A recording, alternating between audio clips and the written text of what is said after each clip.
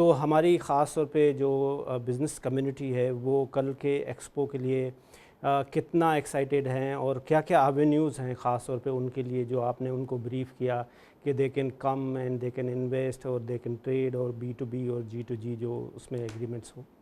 मैं अभी इसी बात का, ये जो आपने क्वेश्चन किया सर। शबी साहब से, मैं इसी को थोड़ा सा आगे लेके चलूँगा।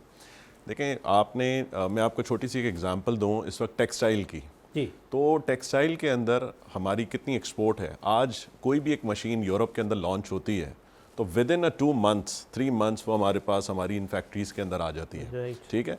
तो उनको पता है कि हमारे पास क्या यूरोपियन स्टैंडर्ड्स हैं, किसी तरीके से हमारे पास इंटरनेशनल स्टैंडर्ड्स हैं, किस तरीके से पाकिस्तान से जो फैब्रिक्स हैं या जो हमारे पास टेक्सटाइल के अंदर क्या क्या चीज़ें बाहर जा रही हैं, तो वो उसको मीट करते हैं।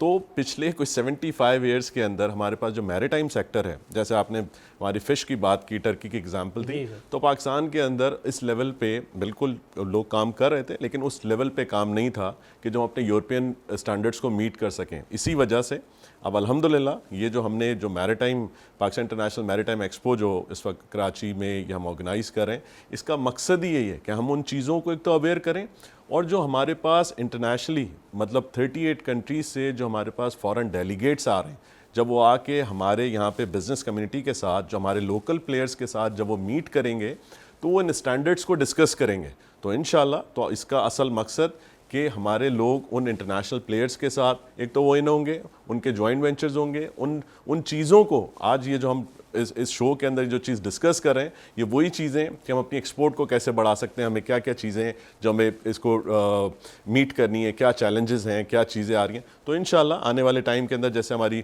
अपने पास जैसे PMSA, जैसे कैप्टन शबी ने कहा कि वो किस तरीके से उस पर फोर्स कराएंगे और किस तरीके से उसको उन स्टैंडर्ड्स को मीट करने के लिए वो आगे लेके चलेंगे।